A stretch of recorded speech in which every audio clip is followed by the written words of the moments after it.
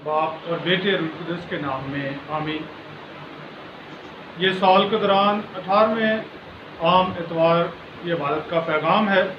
पहली तलावत इशाया नबी का सहीफ़ा इसके 55वें बाब की पहली 3 आयात में खुदा कहता है आओ और खाओ।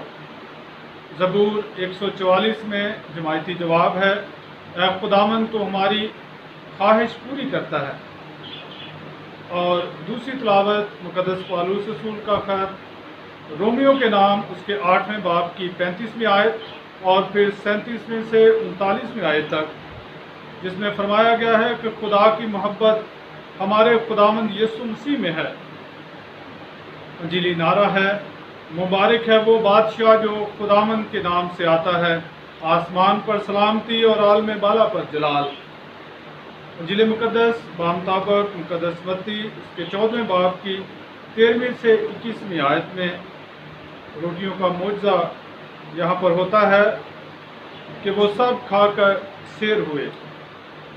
मेरे जो इस एतवार का पैगाम खुदा की परवरदिगारी पर है कि खुदा परवरदिगार है, खुदा अता करता है, वो हमारी ज़रूरतों को पूरा करता है और ख़ास तौर पर खुराक जो इंसान की बुनियादी ज़रूरत है उसे वो जानता है और उसे पूरा करता है। और आज की पहली तलावत में एक दावत है। इशाया नबी के ज़रिए से खुदा अपने लोगों को एक दावत देता है कि ऐ तमाम प्यासों पानी के पास आओ, और जिसके पास नकदी ना हो आओ गल्ला खरीदो और खाओ।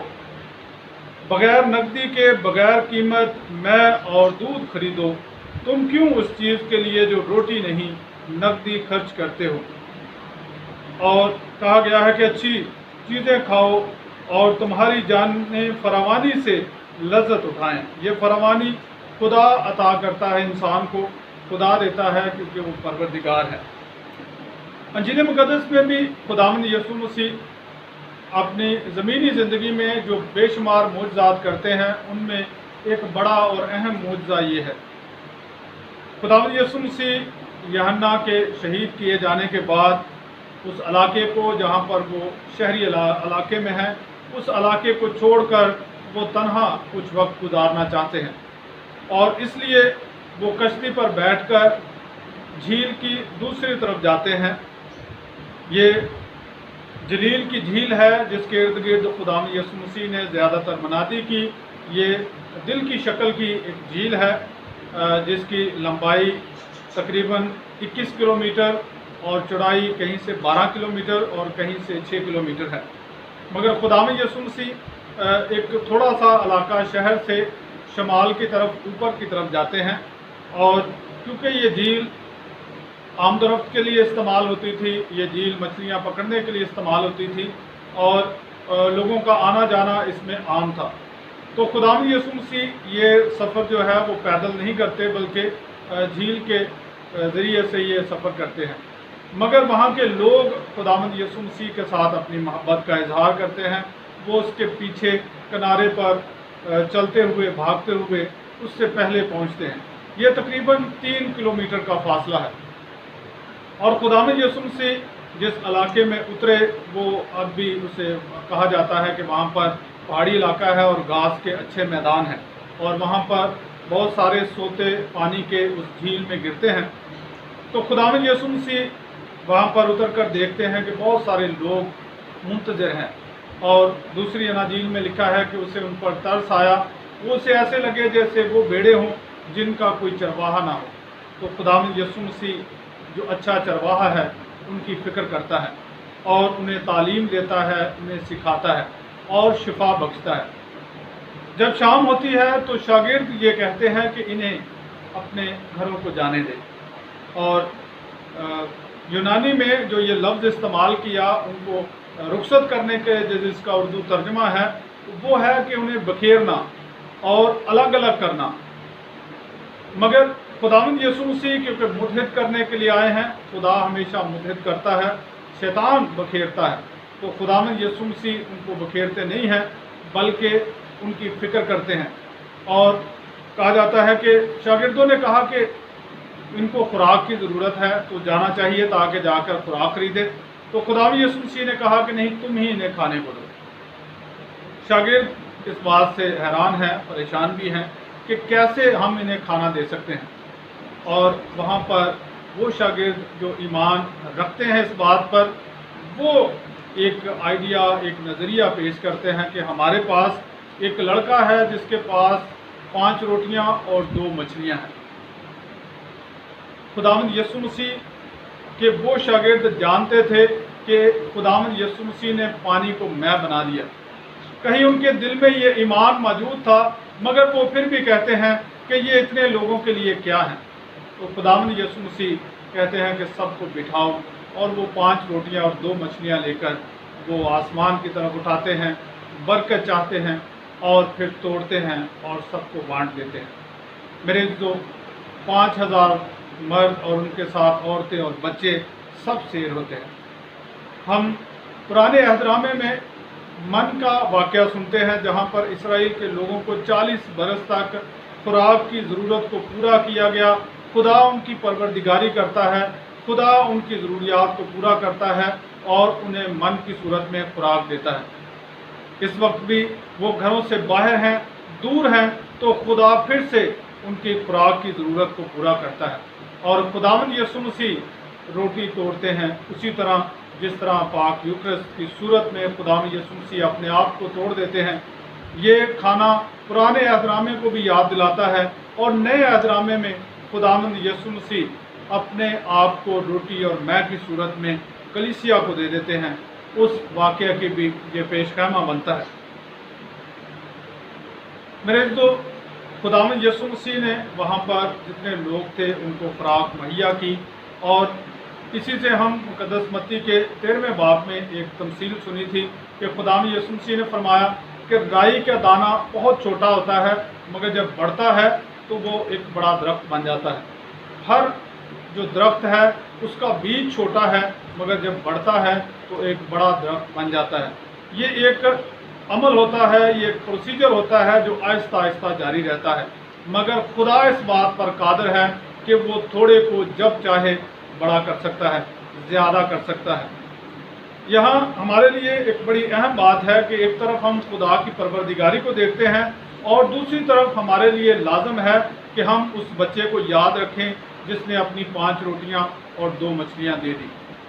जहां खुदावंद यीशु मसीह सबके लिए फ़िक्रमंद है कि वो 3 किलोमीटर भूखे वापस जाएंगे, वहां ये बच्चा अपने लिए फ़िक्रमंद हो सकता था कि मैं क्यों अपनी रोटी दूं, मगर लिखा है कि जिसके पास है उसे दिया जाएगा।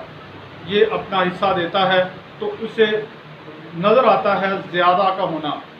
12 टोकरे जो भर गए और बच गए, वो एक अलामत है अफराद की कि खुदा जब देता है तो अफराद से देता है, ज़्यादा देता है।